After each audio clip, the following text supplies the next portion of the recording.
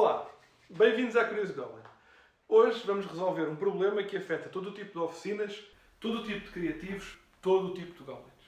Que é aquele momento em que um grampo deixa de cumprir a sua função de apertar.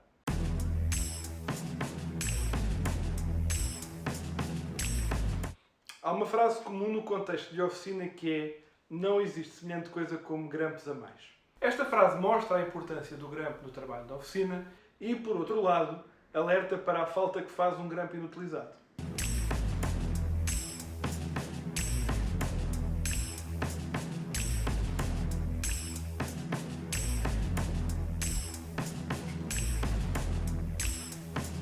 Isto que temos aqui assim é um grampo em F, devido à sua forma que faz lembrar a letra F. E como é que ele funciona? Ele funciona exercendo pressão entre estes dois pontos. Apertamos, normalmente com algo aqui no meio, e um bocadinho de esforço e ele fica preso. Só que o que é que acontece?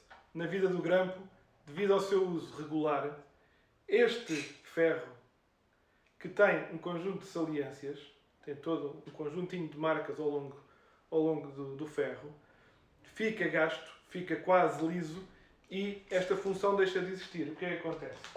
Acontece que temos aqui um grampo já mais idoso, em que nós, por mais que apertemos, não há forma desta peça se segurar.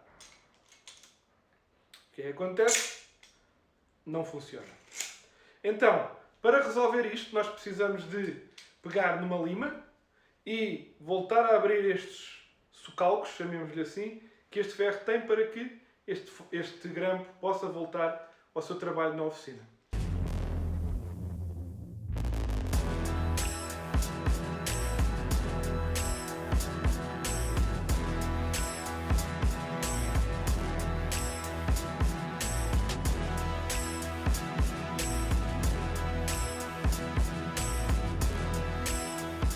Se não funcionar à primeira, quer dizer que as valas que estão a abrir no ferro não são ainda suficientemente fundas. E voltem a dar uma passagem até isto funcionar. É perfeitamente comum isso acontecer.